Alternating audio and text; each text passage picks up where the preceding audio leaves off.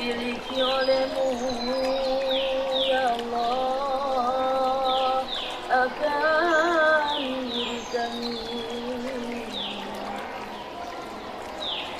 siang dan malam sepanjang waktu kami inilah kita kami ya Allah ya Tuhan kami. Ampuni olehmu akan dosa kami. Demikian lagi dosa ibu bapa kami. Sekalian muslimin dan murid guru kami, sekalian jemaah dan ahli guru kami. Jangan Tuhan hamba hampakan akan pinta kami. Tiada siapa yang lain lagi tempat harap kami. Dengan berkat mengabulkan guru kami Tuhan Syekh Sultan Muda Rabitah kami.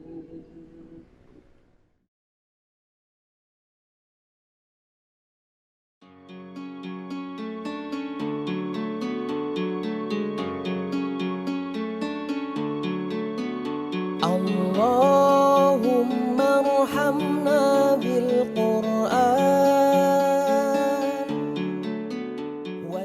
Assalamualaikum warahmatullahi wabarakatuh.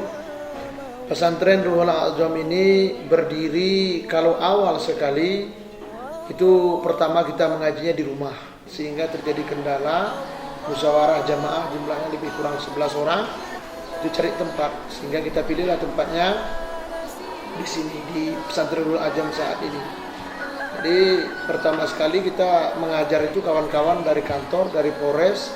Setelah itu di tahun 2008 akhir itu kita mulai pembangunannya. Kalau kami tidak silap itu tepatnya di bulan Rajab, namun dalam posisi bangunan yang belum sempurna.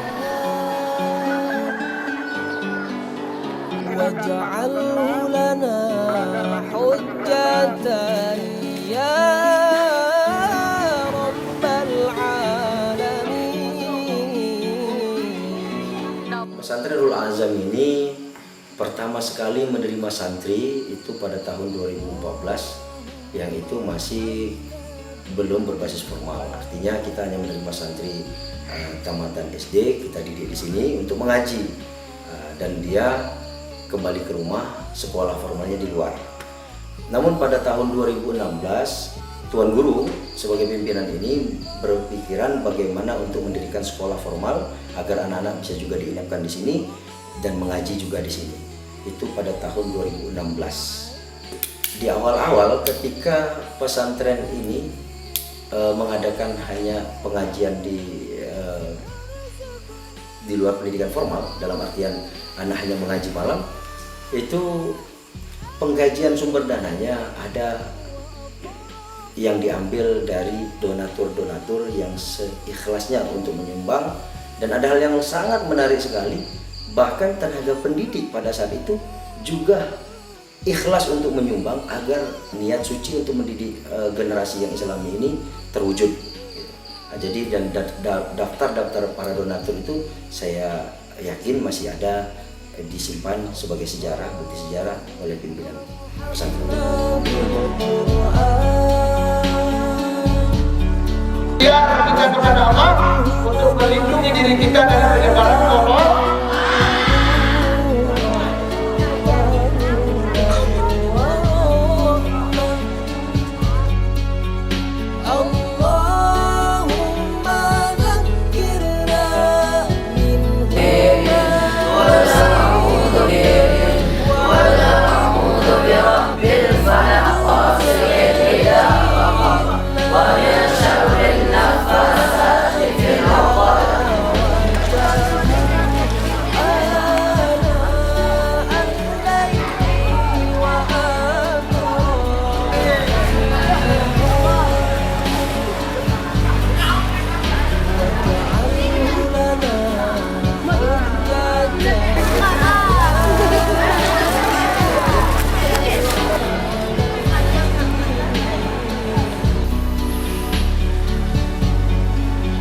Kalau sungguh-sungguh pasti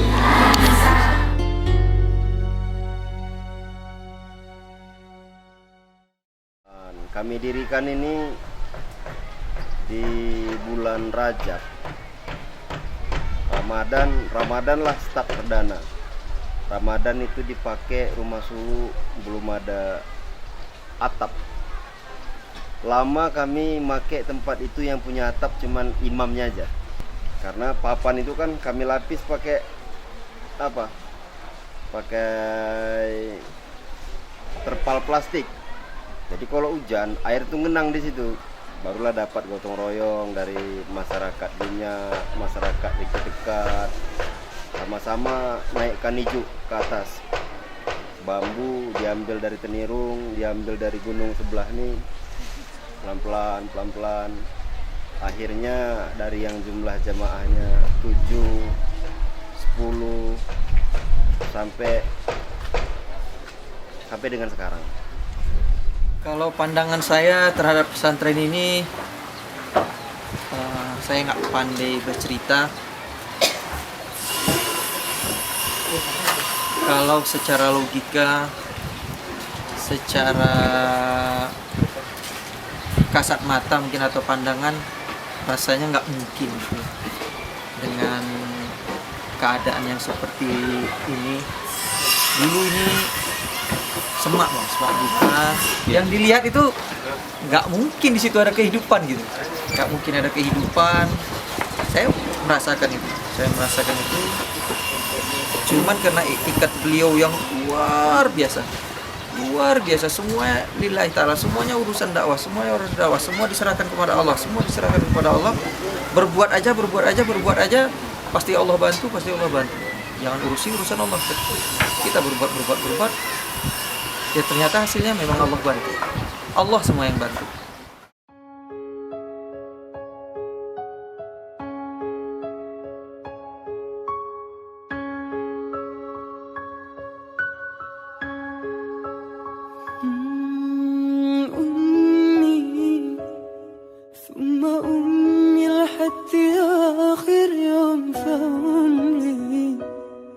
حبي من أول حياة همي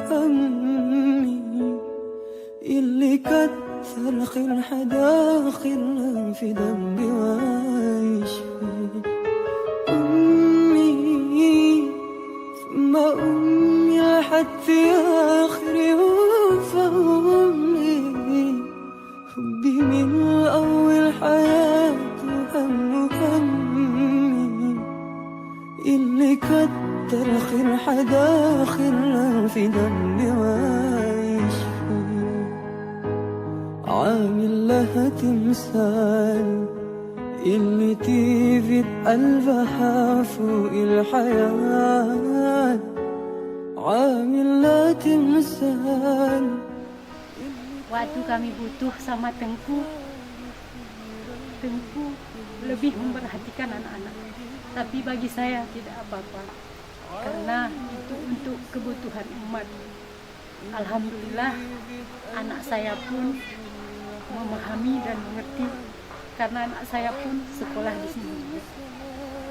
Yang pertama mungkin anak saya tidak bisa terima karena waktu Tengku ini lebih banyak dihabiskan di kantor dan di pesantren, dakwah keluar daerah.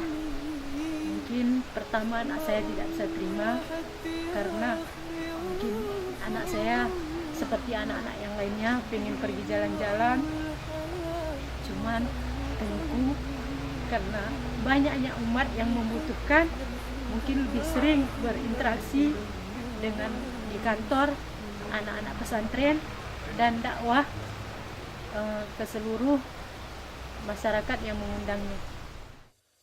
Yang menjadi sebab saya itu membuat pesantren di sini, yang awalnya itu kan hanya untuk tarekat. Kemudian kita berpikir melihat lingkungan masyarakat, memang kita merasa pesantren itu dibutuhkan. Masih dibutuhkan hafiz Quran yang waktu itu sangat minim sekali. Bahkan ketika itu kalau untuk hafiz Quran belum ada lagi. Ada dulu, ada di beberapa tempat yang kemudian berhenti. Maka kita insya Allah istiqomah untuk saat ini, mudah-mudahan seterusnya istiqomah.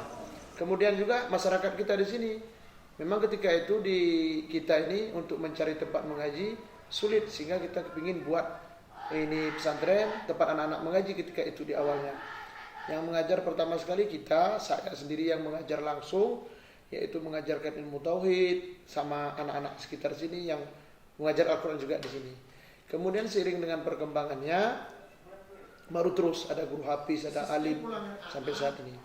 Sehingga kami dari kawan-kawan dari Polres juga ada beberapa orang itu ikut menjadi donatur, baik itu dalam pembangunan maupun dalam operasional pesantren ini di awal. Yang melatar belakangi kita yang tidak kalah pentingnya yaitu problem masyarakat. Di usia dini itu banyak sekali rentan terhadap kejahatan dan bahkan menjadi pelaku kejahatan. Rentan dia menjadi korban narkoba, bahkan dia rentan jadi kena HP ini yang luar biasa kan. Sehingga kita rasa butuh ruang untuk membatasi ini semua, yaitu di pesantren ini di mana dia bisa kita tempa iman, tempa ilmu dan mental. Maka dalam pembentukan karakter sangat kita kasih perhatian lebih.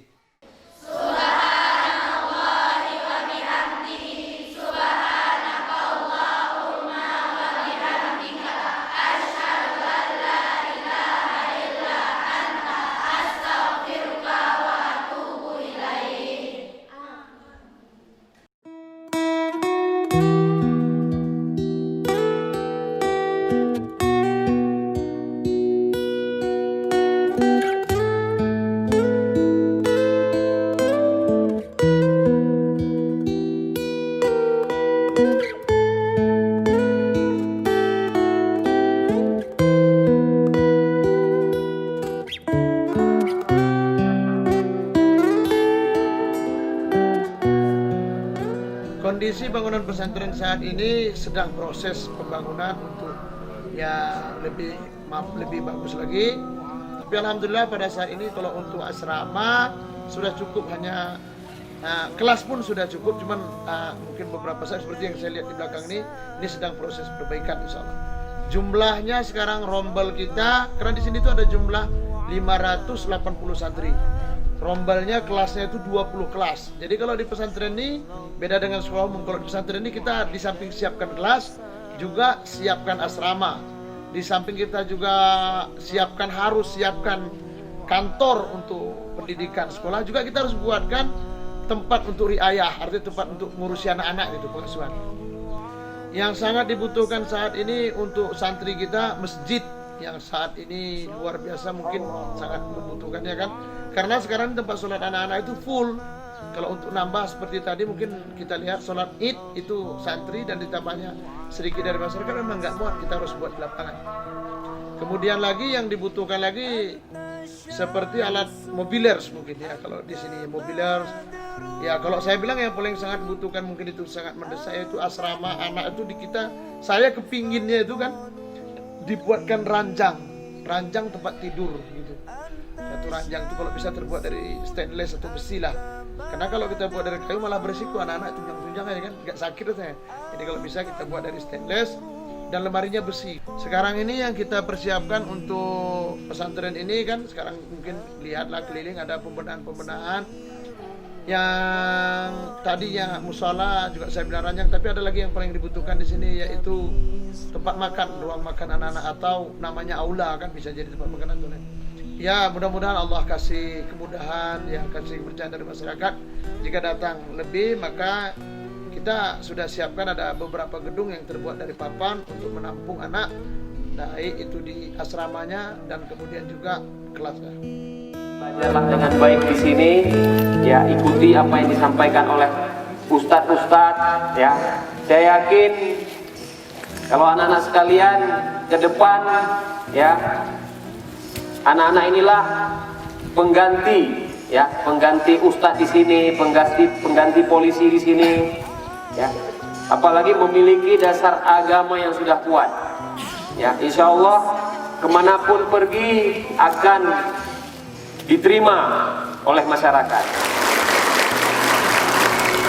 Ya Muhammad, ya arusal khafiqaini, ya muayyad ya. Menurut saya juga bangga saya punya anak buah anggota saya yang memiliki pesantren yang akan melahirkan hafiz Al-Quran. Dan untuk saat ini dengan jumlah 580 santri laki-laki dan santri perempuan. Bayangkan saja 580 untuk tahap ini bisa hafal Al-Quran semua. Mereka menyebar, alangkah membawa berkah kepada wilayah atau seluruh tempat yang akan mereka singgahi, untuk mereka mungkin berbakti ke depan dengan ilmu yang mereka punya. Ya arusal khafiqaini. Ada satu kalimat yang sampai detik ini, sampai sekarang ini tidak akan pernah terlupakan. Tuan Guru pernah berkata, jangan urus kerjaan Tuhan, sempurnakan ikhtiarmu. Sempurnakan kerjaanmu, biar Allah yang akan menyempurnakan pekerjaan.